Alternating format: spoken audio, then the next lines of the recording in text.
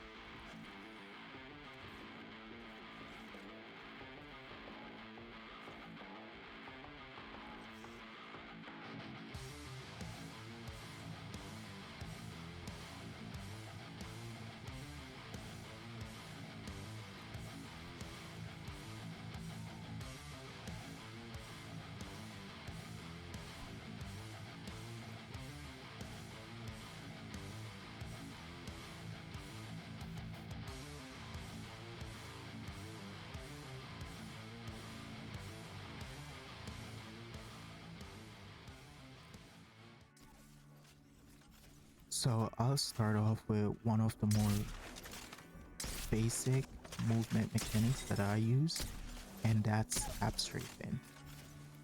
So what is tap strafing? Tap strafing is pretty much you directing your momentum while you're in midair. So how do I tap strafe?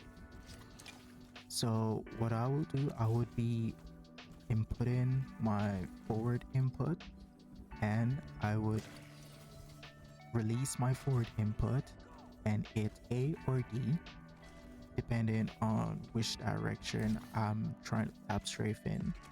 Then I would simultaneously scroll up on my mouse while still holding my directional key, whether it's A or D, and then I would move my mouse while I scroll up at the same time, moving in the direction that I'm tap strafing in. So if I'm pressing A, I scroll up and I move my mouse to the left. Same thing for D, but I will move it to the right.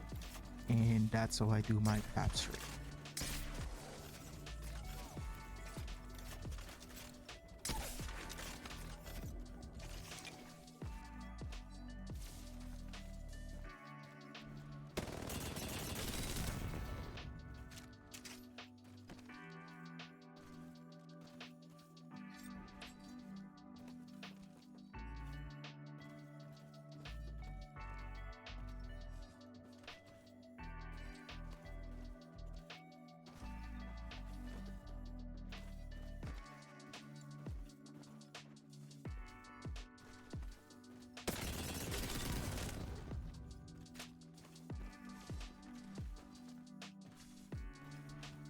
Another movement mechanic that I utilize a lot in my kit are super glides. There are a lot of variation to super glides also, similarly to wall bounce, tap strafe, and name it. There are a lot of variations. Some of those variations can be sideways super glides, forward super glides, strafe super glides, backward super glides, and it all depends on the situation and how you use it. An important point that I want to bring up is my keyboard. I can do super glides without needing to adjust the actuation points on my keyboard, so one key responds faster than another. But having that option, it makes it way more consistent. I can pretty much hit super glides at least 95% of the time. So my keyboard settings, for my jump, that's V, and for my crouch, that's spacebar. And for my actuation point, it's lower on my jump compared to my crouch. For super glides, there are a lot of tutorials, a lot of movement guides that say you need to input your jump and crouch like 1 to 3 frames apart, but I find it to be more consistent for me if I hit both simultaneously but set in my actuation point, so there's a slight delay on when each button responds or activates. The breakdown to do a super glide is pretty simple. You mantle, and at the top of your mantle, you hit both your jump and crouch inputs. This is something that you would need to practice in the range and just get a feel for it.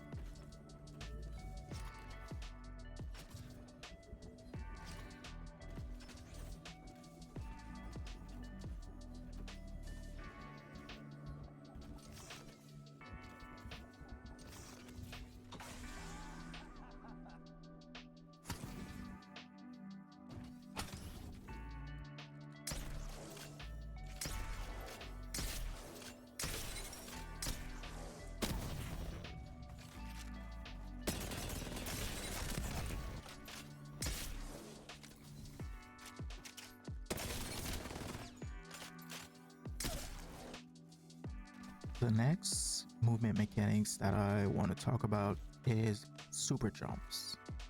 This is pretty basic as it gets. Super jump is pretty much you going up towards the zip line and holding your interact key, and you just jump the moment you start interacting with the zip line. Very simple. So for me, my interact key is E. So I would be running towards the zip. I will hold E as I reach close to the zip. As I start interacting with the zip, I scroll down to jump off the zip. And then you can combine that with a tap strafe and go to a 180 tap strafe or 45-degree tap strafe or 90-degree tap strafe. Super jump segues right into my next movement mechanics that I utilize from time to time. So mantle jumps are a little bit more advanced. So what is mantle jump? Mantle jump is pretty much you mantling onto a surface, whether it's a ledge or a box or something. Once you can mantle on to a surface, you're super jumping off a zip out of that mantle. It takes a while to master and get used to, especially if you're doing it inside buildings. You gotta take into account you're not doing it too low where you don't mantle out like streamer building elevator shaft, or you're doing it too high where your top of your head is hitting the roof of the elevator shaft, so it cancels out your mantle jump. It's just you looking in the right direction and doing the inputs at the right time. And one of the most common spots to do mantle jump or to get used to or learn mantle jump pretty fast is at the closer to the back of the range where like that drop ship is at, and there's a zip line where you can pretty much practice your mantle jumps. There are like no complications, like no roof over your head for you to hit your head and it cancel out your mantle. or it's too low, it's just open space. So you can do mantle jumps pretty easy. So how I do my mantle jump is I do it like two different ways. So the first way I do it is I would interact with the zip. I would be going up the zip.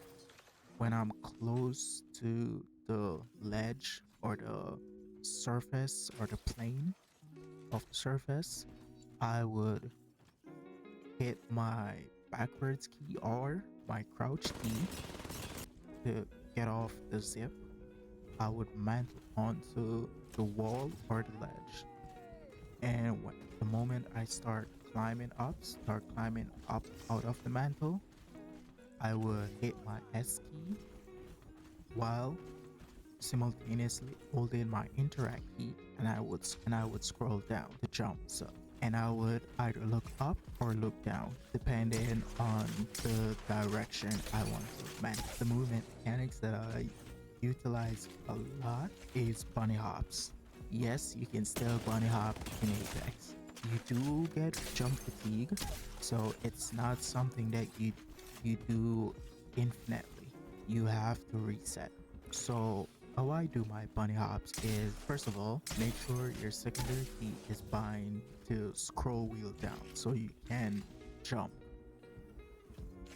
You can scroll and you're just like spamming jump inputs. I would start off with a movement mechanics that give me some momentum. That's why using Octane works pretty well with bunny hops because you get that extra stem boost. You can do it with Seer if you Q someone and you get that extra stem boost. You can do it with Maggie with her speed pads, or an assault legend that get that speed boost when they crack someone. Once you have a speed boost, it makes it more easier.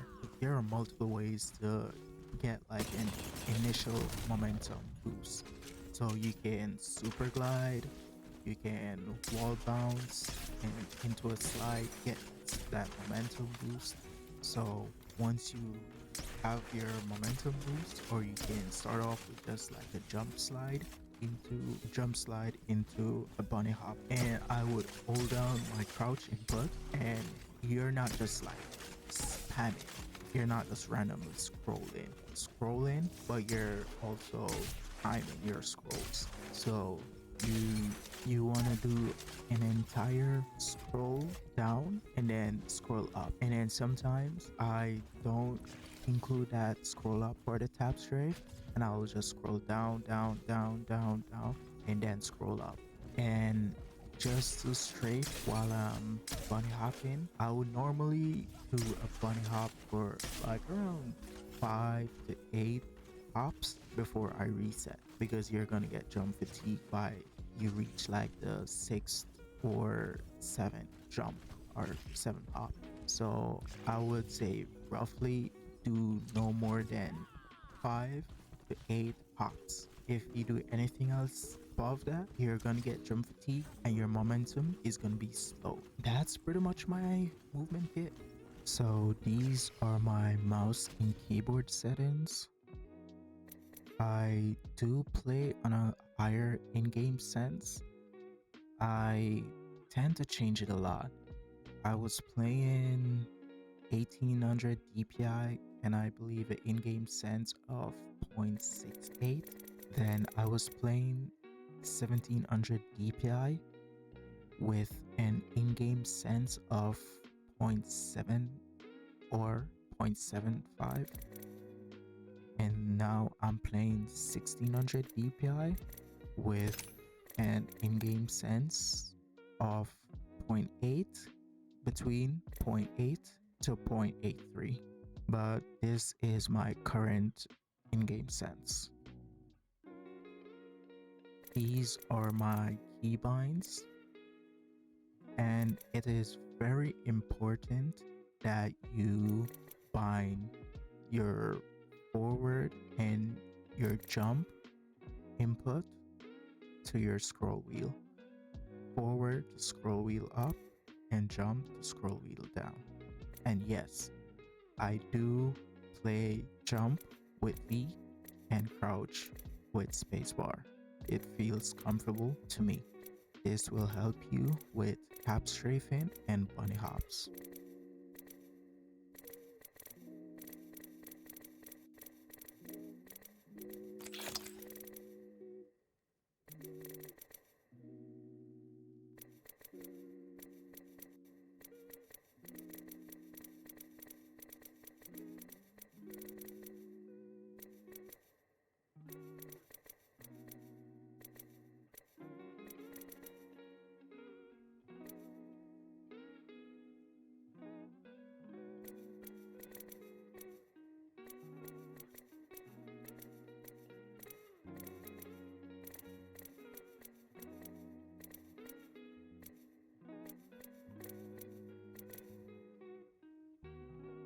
These are my peripherals. For my keyboard that I primarily game on is the Wootin 60HE. These are my actuation point settings. These are my rapid trigger settings. I do not use advanced keys. I stick to only actuation point and rapid trigger.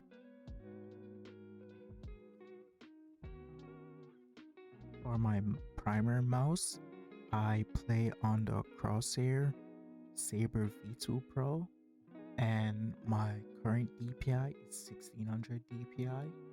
I do not use any macros, and for my device setting, I play on a glass mousepad. It's the Wall Act Control. It's black. For my pulling rate, I set it at 4000 Hertz so that Apex can properly track and pick up my mouse movement. Also, I do have motion sync enabled because I want to feel my mouse movement and in-game cursor movement at a 1-to-1 ratio, and there's no form of like lagging or misaligning, so the motion of my real world movement is synced with the game cursor movement. So I do play with motion sync enabled, and yes, it does add delay to my mouse, not a significant amount, but it does add a little bit of delay. Everything else is pretty much disabled.